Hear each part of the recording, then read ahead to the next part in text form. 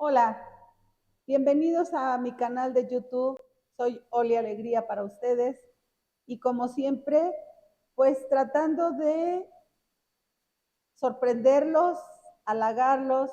Yo hoy tengo una invitada que más que invitada es gente de casa. Tenemos una amistad de muchos años y que nos congregan muchas cosas en común, pero sobre todo soy una gran admiradora de su trabajo. Eh, Ella hace muchísimos años vino a IGES por una cuestión de enterarme de que estaba haciendo un trabajo documental de las monjas urbanistas, las clarisas de Querétaro. Estaba documentando pues las fuentes archivísticas, todo lo que tenía que ver con la vida de estas mujeres que fueron muy importantes en la vida de Querétaro. Mi querida amiga Giapsi Arias González, doctora en antropología alimentaria y pues hoy mi maestra en la maestría de gastrodiplomacia. Entonces, no pregunten cómo ando en calificaciones, solamente soy una apasionada también de su trabajo y por supuesto hoy me engalano en tenerla como invitada. Bienvenida. Ay, Oli, pues muchas gracias. Ya sabes que siempre a mí me encanta venir aquí a IGES, tanto de partir con ustedes, y de veras es un gusto verlos cómo están en acción haciendo las cosas, pero especialmente no solamente la acción de lo que es hacer un platillo, sino también la acción de lo que es el contexto de ese platillo, que es lo más importante, un contexto antropológico y un contexto histórico, pero sobre todo un contexto cultural, que es súper importante para poderlo difundir y que no se pierda. Y eso, por supuesto, lo vemos mucho aquí en IGES, por eso a mí me fascina. Y bueno, pues a ti ya tantos años aquí conviviendo con eso, pues, ¿qué más podemos decir? Casi, casi sí me siento en casa. Muchas gracias. No, y además tuvimos la fortuna de estandarizarle, eh, porque las fuentes archivísticas de las monjas, pues ellas ponían unidades de medidas que ya no se usan, que no se emplean actualmente. Entonces, traerlas a unidad presente, que sea factible, que alguien entienda que es una arroba, que es un cuartillo, 5 centavos. Para que vea nuestro público que la arroba ya existía. O sea, en Nueva España una arroba ya existía, era una unidad de medida. La arroba que hoy empleamos en Inclusive digital. hasta el mismo signo de la A ¿De con verdad? la bolita es de Nueva España, ya desde entonces, y se usaba como unidad de medida. Entonces, el sistema de digitalización empleó eso como un símbolo que hoy es universal. Así es. Bueno, pues, pero, Si no es porque las monjas estudiaban internet. muy bien. Bueno, la arroba en aquel entonces tenía cierto peso que para nosotros representarlo, pues ha significado también un trabajo de mucho tiempo a nivel de laboratorio culinario para poder reproducir esas recetas y poderlas hacer accesibles a todo nuestro público, porque eso es lo que nos interesa, que cuando ustedes, hoy vamos a hacer yemitas, es un postre porque las monjas en realidad reproducían muchas recetas que provenían de la dulcería De la la nueva, Lándalus. de la Lándalus, Uh-huh. pero que ya se habían aposentado en España y luego nos llegan a México. Totalmente. Ahorita me viene una idea, como decía una maestra muy querida, sin texto no hay contexto y mucho menos pretexto, ¿no? Y ella decía que para contextualizar algo que las monjas en este caso degustaban, había que ver cuál es el contexto. Y uno de los contextos precisamente es el que tú mencionaste, que los dulces tenían una base técnica del al-Ándalus, y el al-Ándalus no es más que, digamos, los árabes que fueron en su momento en la Edad Media con los españoles, ¿no? Y tuvieron ahí, pues, conquistas entre territorios y demás. Y entonces, pero no nada más es una conquista totalmente de poder de territorio, y es una conquista económica. Y dentro de esa conquista económica entran todas las formas de alimentación, porque pues tanto elaboraciones, pero sobre todo los productos, son un mecanismo también de economía y de un sistema económico de todo un pueblo. Entonces, gracias a eso, los españoles aprendieron muchas técnicas de ellos, de esos árabes, y entre ellas, bueno, pues la técnica de la fritura y muchos de los nombres que también son de ese entonces, por ejemplo, albóndiga, por ejemplo, turrón, por ejemplo, merengue, todo eso es de ese entonces. Alambique, todo lo que tiene que ver, almíbar, almidón, almíbares usamos para toda la dulcería, ¿no? Exactamente, todos esos nombres. Y entonces todas esas técnicas muy elaboradas se resguardaron en muchos de los textos, sobre todo de las notas que hacían las propias monjas, porque dentro de los conventos, bueno, pues todas estas delicias, ahí es donde se resguardan. ¿Por qué? Porque tanto la fritura, pero especialmente el azúcar, era un producto medicinal y era un producto muy caro. Y además Claro. porque conservaba muchas cosas que, bueno, pues en aquel entonces el refrigerador no existía. Y entonces, un método de conservación era el uso del azúcar. Y en este caso, para las yemitas, pues emplearemos almendra.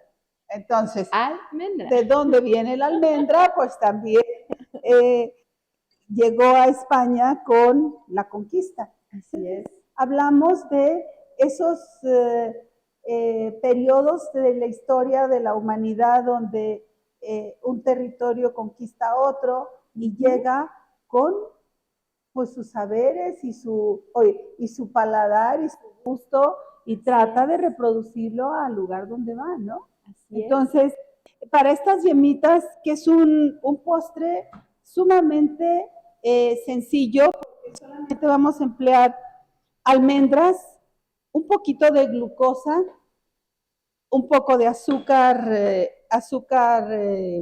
refinada, canela, porque la canela también, otro producto tan viajado, ya lo hemos platicado en otros programas, o sea, cómo llegó esa canela a Europa a través de México, a través de la nao de China. Por ahí nos está escuchando uno de nuestros maestros que también le tocó un tema muy interesante de todo lo que la nao de China, ese comercio cambió al mundo, ¿no? Entonces, cambió los paladares y cambió los estilos de vida de mucha gente. Completamente, y además dicen que la mejor canela, pues obvio es la de Sri Lanka. Así es. Entonces, y bueno, tenemos también azúcar glass. El azúcar glass es el proceso de refinamiento más óptimo de el procesamiento. Un azúcar que viene de un trapiche, que viene de la caña de azúcar, pero este es cuando el azúcar solamente provenía de la caña de azúcar, después se abarató cuando se descubrió por medio de otros procesos de técnicas a extraer de la remolacha o lo que es el betabel el azúcar, y entonces ya no era nada más para medicamento, para jarabes, para asuntos de la salud, ¿no? Sino ya empezó a emplearse un poco más en la vida cotidiana de... Y eso, pero fue hasta el siglo XIX, totalmente. Pero algo muy interesante de esto, el azúcar, precisamente como mencionas, fue un producto súper importante porque era un producto que nada más era para determinados estatus. Y además, como era muy caro, era también de situación monopólica. Entonces, no era tan abierto el que todo mundo pudiera comer dulces. Para la mayoría de las personas, lo que comían era el piloncillo, Claro. que el piloncillo era mucho más barato y entonces el piloncillo, por la técnica que tenía, era el que estaba totalmente accesible a la demás población, precisamente porque era el más barato. Sí, ya Ujú. era prácticamente el residuo, Así es, lo que lo que, sobraba era así un es, almíbar ya muy denso que lo ponían a muy determinado recalentado, punto de cocción, el recalentado, y así es. lo ponían en unos Ujú. contenedores Ujú. de madera o de Sí, barro. así En es. Querétaro, inclusive en la Sierra Gorda, que también tuvo cultivos de caña de azúcar, todavía hay residuos Ujú. de trapiches por ahí Ujú. y se hacían piloncillos, pilones, que le llaman en algunos lugares, grandes y había unos chiquitos. Y una cosa muy simpática en las tiendas, cuando para la gente joven ahora van a las cadenas de grandes superficies Y de y supermercados, pagan con sí. una tarjeta, ¿no? Antes, si no había cambio, te decían, le voy a dar un pilón. Y Ujú. te daban, porque no había cambio, no había monedas para darte 5 centavos o 10 centavos de cambio, y te daban un trozo de piloncillo. Así Entonces, es. ese era el pilón. Entonces, también cuando la gente compraba mucho, Le ¿qué daban su compraba? pilón. Ajá, que compraba kilos de frijol, de harina, de azúcar, de varias cosas. Entonces, el tendero se sentía muy halagado y decía, bueno, y esto es su pilón. Entonces, el pilón significó algo interesante por ahí. Bueno, voy a empezar a elaborar las yemitas y mientras platícanos de las clarisas, porque esa experiencia que tú tuviste de entrar al claustro, eh, entrar a sus fuentes, debe de haber sido apasionante. Bueno, tan apasionante que tu libro se convirtió, tu tesis se convirtió en un libro Así es. de maestría y luego una Ese es tesis de fue de maestría, licenciatura. de licenciatura. Fue mi Y, tesis de licenciatura. y ya, ya llegó a tesis de doctorado. Ya llegó a tesis de doctorado. No, wow, qué interesante así. Yo quiero ese tipo de cosas. Yo quiero hacer Sí, ese tipo de cosas. pues fíjense que las clarisas fueron una orden franciscana, por supuesto, del siglo XII, que venía de Italia, porque bueno, pues acordémonos que San Francisco, él nace y por ende Santa Clara también vienen de allá, de un lugar en particular que tiene el nombre de Asís, precisamente por San Francisco. Entonces ahí es donde se empiezan a hacer estas órdenes de clarisas y posteriormente, bueno, no les voy a contar todo porque es mucho, mucho, mucho tiempo y nos vamos a tardar demasiado. Entonces, cuando llegan aquí a Nueva España, llegan los misioneros y los primeritos que llegan precisamente fueron los franciscanos. Entonces, cuando ven, empiezan a ver todas estas órdenes, pues como que decían, faltaban órdenes femeninas. Y entonces fue muy importante porque de las primeras órdenes femeninas que salen precisamente fueron las de las clarisas. Y entonces llegan y se forman en lo que son la Ciudad de México y después de la Ciudad de México empiezan a formar otros conventos. Y uno de los principales, después de que salen de la Ciudad de México, precisamente son aquí en Querétaro. Y algo muy interesante es que la que empieza con esta idea fue pues nada menos y nada más que la nieta de Conín, o también conocido como Hernando de Tapia o Fernando también de Tapia, porque tiene esas dos acepciones de acuerdo a los nombres pues, lingüísticos que se usaban en España. ¿Y quién era Conín? Ah, pues hoy, nada más y nada menos que el conquistador de Querétaro, que después se convirtió en don Hernando de Tapia Así y es. doña María Luisa, pues una gran acaudalada que para poder tener Uh-huh. acceso a ese convento, pues entró con una gran dote Así eh, es. que se construyó un convento majestuoso. Así es, Conin fue uno de los grandes caciques otomíes en aquel entonces, pero después, bueno, pues ya se convierte ya pues digamos, en un español, Sí, lo pero convierten en un gran señor. exactamente, y además pues es uno de los fundadores importantes de Querétaro. Ujú. Entonces su nieta, nada menos y nada más, pues tenía esa gran inquietud de ser monja. Entonces se va a la Ciudad de México a estudiar con las clarisas y de ahí entonces sale para fundar el convento importante de las clarisas urbanistas de aquí de la ciudad de Querétaro. ¿Y por qué son urbanistas?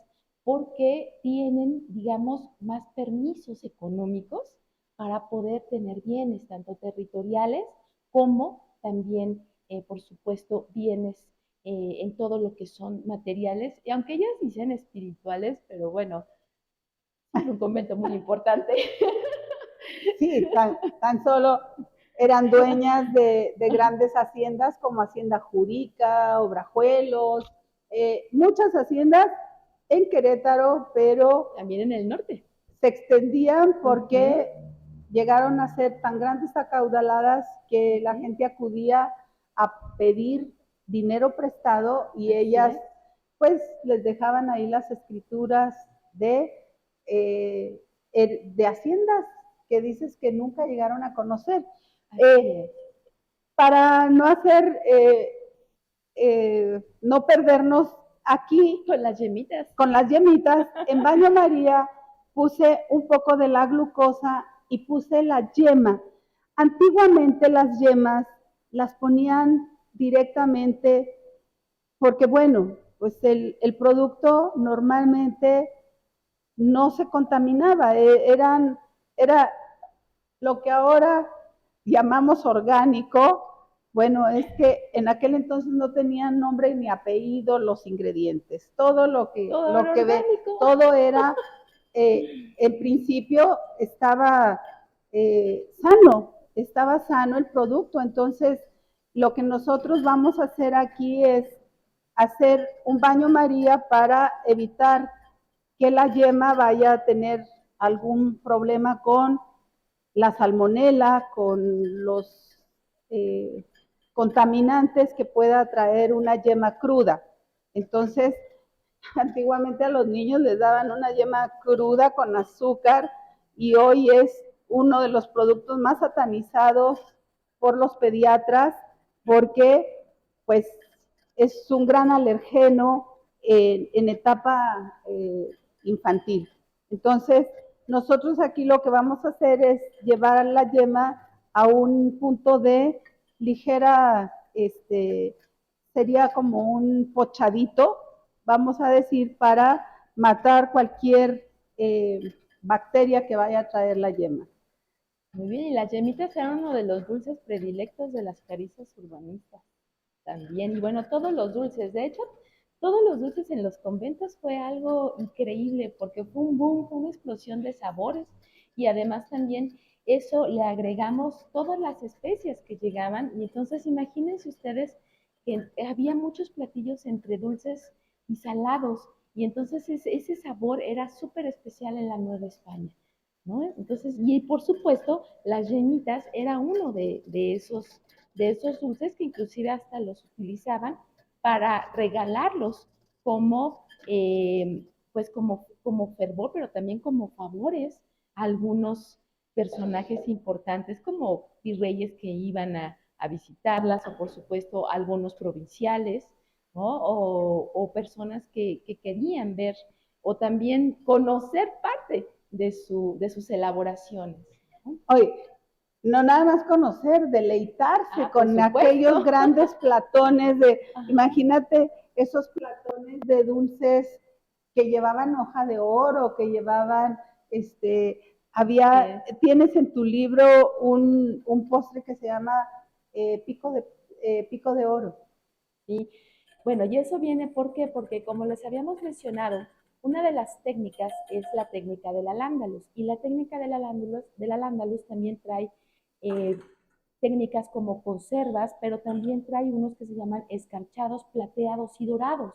¿Qué significaba eso? En aquel entonces, el ponerle digamos, una base muy delgada de plata o de oro a los dulces significaba un estatus y significaba que ellas pues tenían la posibilidad de tener ese estatus, porque finalmente eran monjas criollas.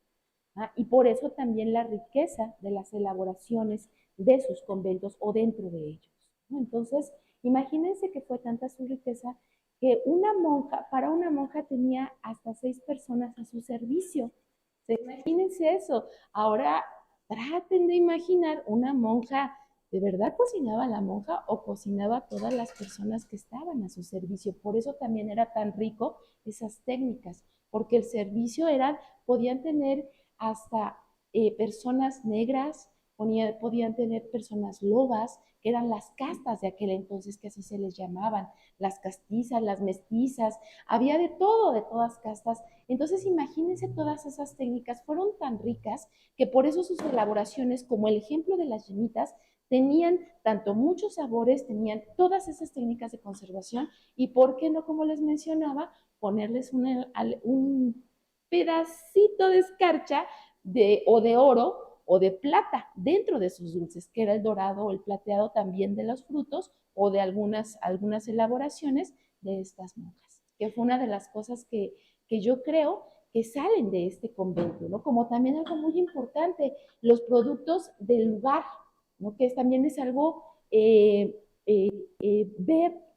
como muy especial, porque todo lo que son los productos de temporada de ese entonces, ellas, por supuesto, lo utilizaban, porque por sus propias personas serviciales, ellas ya conocían todas estas técnicas. Y entonces una de esas también recetas, pues era, por ejemplo, el helado de guamiche o la nieve de guamiche. Pues, por ahí, ¿Tienes por ahí algo de guamiche pues, que nos puedas mostrar?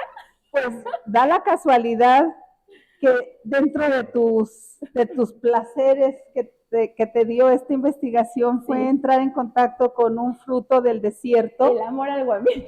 El amor al guamiche, y casualmente ayer nos halagaron trayéndonos un guamiche que sí voy a prepararte,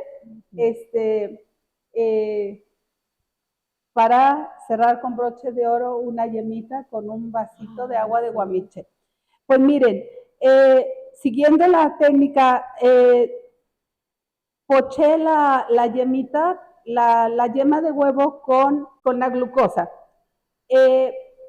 Después cerní el azúcar glass, agregué las almendras en polvo ya hecha harina o hecha polvo, y vamos a juntar canela y azúcar en un recipiente, mezclamos muy bien esta mezcla para pasar por esta mezcla la yemita. Tan canelosas, como verán. Entonces, como decía un maestro, eran especiosas. Especiosas. Es que le echaban a todo, le echaban muchas especias. Y mucha canela, porque también la canela para México pues fue un producto básico, que fue muy bueno, porque aquí nos costaba la mitad de lo que costaba en España, porque como éramos el puente de lo que venía de la nao de China, pues en México se quedaban, y ahí se quedaban en el mercado en el Parián, o donde se comercializaba todo este tipo de productos. Vamos a hacer una yemita que sea como un bocadito, y vamos a pasar este bocadito por nuestra azúcar con canela. Miren, qué postre tan sencillo, y les aseguro que si ustedes lo ponen en un bonito platón, pues van a quedar muy bien con sus invitados. Las monjas eran muy refinadas, porque venían de familias que tenían pues estatus social, eran hijas de españoles. Entonces pues la plata, las fuentes de porcelana, porcelana china que también venía, todo eso hacía las grandes mesas. O sea, se mezcla el arte, el sazón, todo en un solo bocado. ¿Cuántas cosas hay atrás de un solo bocado? Así es, como habíamos mencionado, una elaboración como esta, como cualquier otra, nos dice mucho de quiénes eran las personas y todavía hasta la actualidad nos sigue diciendo también, no solo al estar haciendo, por ejemplo, la estandarización de las recetas, que muchos también de los gastrónomos y por supuesto Oli también entra en ese aspecto, que la estandarización de las recetas nos permite mucho hacer la difusión de recetas muy, muy antiquísimas, porque imagínense ustedes, en la antigüedad no había medidas como tales tan estrictas para que todo mundo pueda hacer o pueda reproducir esta receta.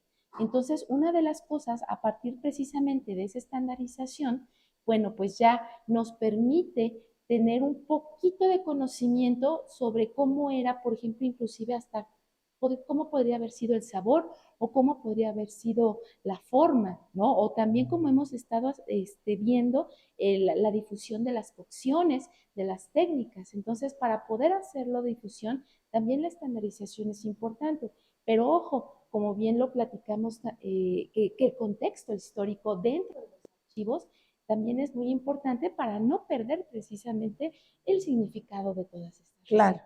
recetas. Que es básico que pervivan y que entendamos que a lo mejor hay cosas que no podemos reproducirlas en su total contexto original, Claro, pero por lo menos hacemos eso que ustedes nos hablan tanto como maestros, las reminiscencias, pero si tenemos un contexto, pues nos da un sentido de placer, saber que eso tuvo pues muchas cosas atrás, ¿no? Mucho conocimiento, muchos saberes, así es. grandes travesías, todo. Sí, totalmente. Porque también acuérdense que para hacer una elaboración dentro de los conventos, y no solamente dentro de los conventos, sino también, bueno, pues todas las personas que vivían en la Nueva España, para hacer una elaboración necesitaban como cosas de medición, pero muchas de esas cosas eran orales.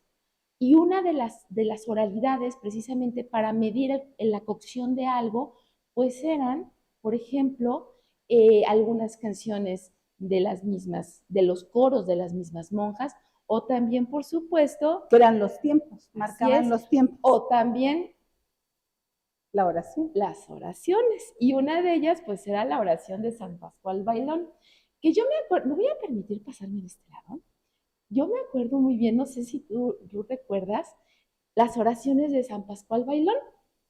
Y una de ellas, una de esas oraciones, precisamente para hacer las mediciones de algunas de estos dulces o también de algunos de estos platillos, me voy a permitir leérselas aquí en el libro. En lo que yo sigo haciendo. Bueno, en lo que seguimos haciendo y trabajando. Aquí en las manitas hacen unas piernitas. Esta oración, como les mencioné, es una oración muy bonita porque es todavía una oración, fíjense que todavía se usa dentro de los conventos clarianos, especialmente para dedicarle devoción, obvio, a San Pascual Bailón, como el cocinero predilecto y el patrón. El patrón, más bien, el cocinero patrón de los franciscanos, ¿no? Entonces, de aquí de Nueva España, por supuesto, y bueno, pues ahorita de México, ¿no? Entonces, no sé si para que nos salga mejor, o más bien para que, no para que nos salga, para que le salga mejor a Oli su elaboración de las yemitas, vamos a... Sí, por favor, pongámosle oración. Pongámosle sazón. Pero ¿qué creen, amigos? Ya perdí aquí la página, perdón. Entonces, déjenme, es que sí es una oración muy bonita y a mí me gustaría mencionárselas. Ya la encontré. Ay, San Pascual, San Pascual, ya te encontramos. Miren, dice así: ay, San Pascual Bailón, que por ollas y cazuelas brincas, corres, casi vuelas. Dale a mi pipián sazón, Ay, como el pipián que comimos ayer, bien rico de ¡Ay! Doña Mari de Tolimán. De Tolimán, sí. Bueno, perdón. Y sigo mencionando. Dice, ay, San Pascual bendito, haz caso a mi devoción, yo te brindo mi oración y el corazón se me vuela. Ponle amor a mi cazuela. O sea, vean ustedes que estas oraciones son pequeñitas, pero son precisas para poder hacer medición de algo que se pueda cocer ya o que ya esté listo. Entonces, había ese tipo de oraciones también que les servían a ellas para medir. Entonces, ahora imagínense, pues no todo mundo podía hacer ese tipo de mediciones para hacer las elaboraciones y por ende mejor, pues Ni tenían el tiempo. exactamente, y por ende mejor entonces se estandarizan las recetas. Bueno, pues aquí están nuestras yemitas y espero que San Pascual Bailón nos haya dado el sazón para que ustedes puedan degustar estas yemitas. Como verán, un postre muy sencillo que nos trae una reminiscencia de un postre conventual.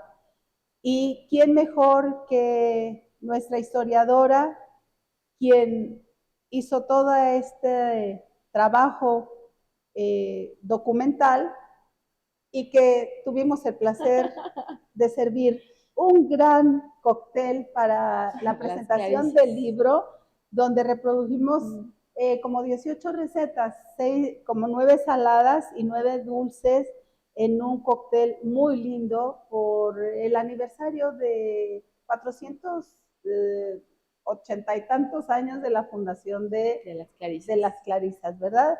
Pues voy a hacer el agua de Guamiche, porque no puedo fallarle a mi invitada especial. Voy al fregadero a dejar esto y voy a pedir un poquito de agua muy fría para que tomemos un vasito de agua de Guamiche. Si nos platicas un poquito del Guamiche, ¿por qué te encanta? Ah, bueno, a mí me gusta mucho porque, bueno, primero yo no conocía el guamiche, así se los voy a decir. Y yo lo empecé a conocer precisamente, pero fue algo muy curioso, a través de los textos. ¿Por qué? Porque cuando empecé a ver la historia de las clarisas empezaron a mencionar lo que ellas hacían y algunos de sus productos y de sus elaboraciones. Entonces decían y hablaban mucho sobre la nieve de Guamiche y la nieve de Guamiche y la nieve de Guamiche. Entonces yo decía, bueno, ¿qué es el Guamiche? Entonces yo decía, bueno, pues obvio, si estamos en Querétaro, aquí se ha de consumir aún el Guamiche. ¿Y cómo fue? Me di a la tarea de buscar en algunas otras poblaciones, por ejemplo, en una de ellas el Pueblito, en otras, por supuesto, Tolimán, y además, bueno, pues vemos que Querétaro es, obvio, un lugar semidesértico. Entonces, el guamiche precisamente es una pequeña tunita, podríamos decirle, es un frutito de la biznaga, es que está en la parte de arriba, y es un fruto muy agridulce. Agridulce y es el continente de toda la semilla de la biznaga. Nosotros en la primera investigación pusimos nieve de guamiche, agua de guamiche, mermelada de guamiche, y en la tercera edición hicimos una reflexión que hay productos que pueden viajar y hay productos a los que hay que viajar al contexto. Ayer nos hizo favor doña Mari Peña de traernos guamiche del semidesierto de Querétaro, de Tolimán, porque la biznaga es un producto protegido ahorita por Semarnat, porque las biznagas tardan muchísimos años en crecer 60, 70 años, y pues de ahí se hacía el acitrón, el dulce que se usaba mucho para muchos postres, inclusive el helado, el mantecado de Querétaro lleva biznaga picadita en trocitos, pero hubo un abuso, como todo. Debemos de cuidar mucho el entorno, respetar los productos Y yo siempre digo, hay cocinas que pueden viajar y hay cocinas a las que hay que viajar. En este caso, si queremos una experiencia culinaria espectacular, donde estemos en el entorno y donde podamos tomar un agua de Guamiche o que sea pues en el entorno de las cocineras tradicionales que nos puedan halagar con esos sabores en su contexto, en su semidesierto y sobre todo lo más importante, pues que paguemos lo justo por esa experiencia culinaria. Entonces, yo voy a hacer aquí, doña Mari, ayer nos trajo esto que ya ella tiene para su conservación. El guamite se fermenta muy rápido, es una tunita a la que le llaman también borrachito.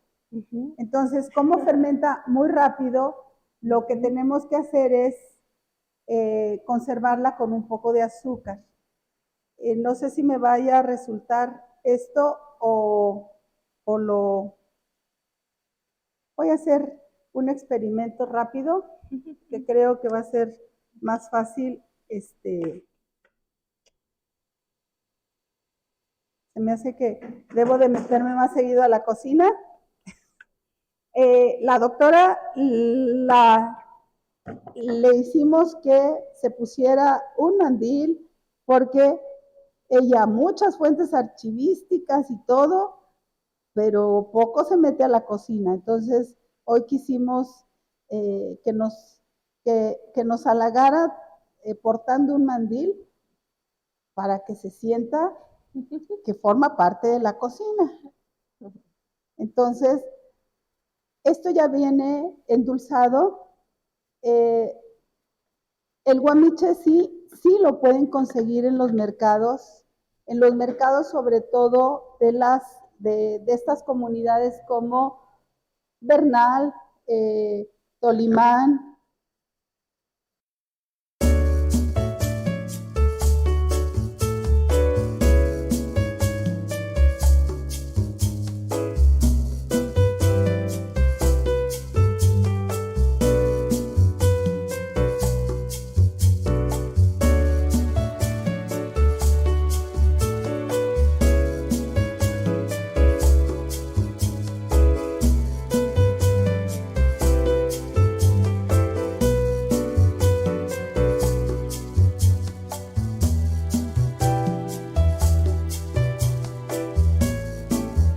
Bueno, y aquí tenemos esta fantástica agua de guamiche para halagar a nuestra invitada de honor. Muchas gracias. Que tanto placer le da las paletas y la nieve de guamiche que venden por ahí todavía en lugares emblemáticos de Querétaro como La Mariposa. En temporadas cuando hay este producto hacen paletas y hacen nieve.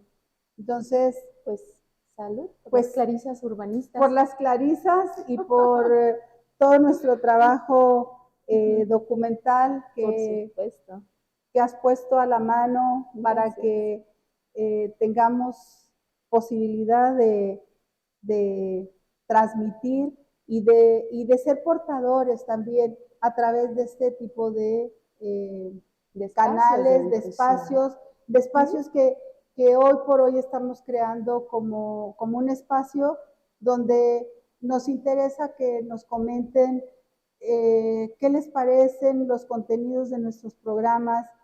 Posiblemente hoy a la gente no le interesa tanto el contexto, pero bien nos lo decía la doctora, sin contexto no hay pretexto. Entonces, para comernos una yemita el día de hoy, en este siglo, y para que hayan llegado esas yemitas a España por la conquista árabe, y luego después a México, y luego posteriormente incorporarle otros productos que llegaron a través de América, pues muchas cosas habrán pasado en todo ese inter. Entonces, pues por todos esos pretextos, salud. No dejen de vernos en este programa. Si les gustó, denos un like.